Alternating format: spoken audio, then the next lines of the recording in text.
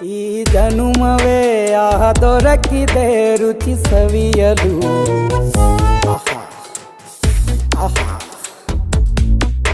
ಈ ಜಗವಿದೆ ನವರಸಗಳ ಉಣಬಡಿಸಲು.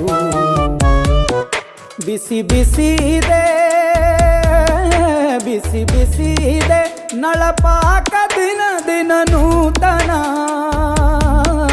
ಈ ಬಿಸಿಯುವಾರುವ ಮೊದಲೇ ಎಲ್ಲರ ಜೊತೆಯೇ ಮೆಲ್ಲುವ ಕಲೆಯ ಜೀವನ ಜನುಮವೇ.